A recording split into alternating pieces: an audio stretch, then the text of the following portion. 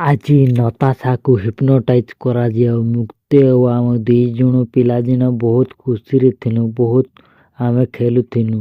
ଛୋଟବେଳର ସବୁ କଥା ଭାବୁଥିବେ ନତାଶା। ଡାକ୍ତର ପଚାରିଲେ, ଯେଉଁଠି ପାହାଡ଼ ତଳେ ମୁକ୍ତି ଖସି ଯାଇଥିଲା କ'ଣ ହୋଇଥିଲା ନତାଶା? ସେଇଠି ଜୟ ଆଣ୍ଟି ଓ ଶାଲିନୀ ଓ ଆମେ ସମସ୍ତେ ମିଶିକରି ମୁକ୍ତିଙ୍କୁ ପାହାଡ଼ ପାଖରେ ଏତିକି କଥା କହିଥିଲା ବେଳକୁ ଜୟ ସେଠି ଗୋଟିଏ ଲୁହା ଖଣ୍ଡିଏ ଥିଲା, ତାଙ୍କୁ ଥରେ ପକାଇଦେବେ, ଲୁହାର ଆବାଜ ଶୁଣି ନତାଶା ଉଠିଯିବେ। ମୁଁ ନତାଶାକୁ ହିପ୍ନୋଟାଇଜ୍ କରୁଥିଲି। ତୁମେ କାହିଁକି ଡିଷ୍ଟର୍ବାନ୍ସ କରିଲ? ତୁମକୁ ଟିକେ ବି ଭଲମନ୍ଦ ଜଣା ନାହିଁ? ତାଙ୍କ ପାଇଁ ମେଣ୍ଟାଲ ପ୍ରୋବ୍ଲେମ୍ ହୋଇପାରେ। ନତାଶା କହିବେ, ମୁଁ ବହୁତ ନିଦ ଲାଗୁଛି ଏଠି, ମୋତେ ଟିକେ ଶୋଇବାକୁ ଦିଅ। ତାପରେ ଡାକ୍ତର କହିବେ, ହଁ ଠିକ୍ କଥା କହୁଛନ୍ତି, ନତାଶା ଟିକେ ଶୋଇବାକୁ ଦିଅନ୍ତୁ। ତାହାକୁ କେହି ବି ଡିଷ୍ଟର୍ବ କରିବେ ନାହିଁ।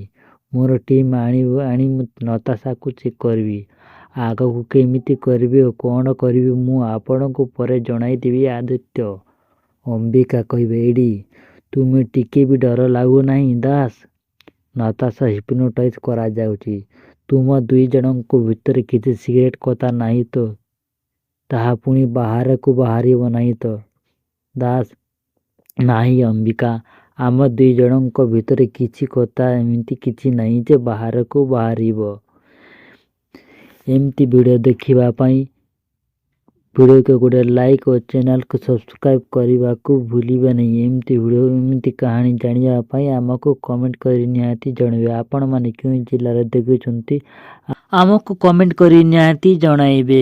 ସମ୍ପୂର୍ଣ୍ଣ ଭିଡ଼ିଓ ଦେଖିଥିବାରୁ ଆପଣମାନଙ୍କୁ ଧନ୍ୟବାଦ। ଏମିତି ଭିଡ଼ିଓ ଦେଖିବା ପାଇଁ ଆମକୁ ଅପେକ୍ଷା ରହିଥାନ୍ତୁ। ପୁଣି ଦେଖା ହେବା ଆସନ୍ତାକାଲି। ଜୟ ଜଗନ୍ନାଥ।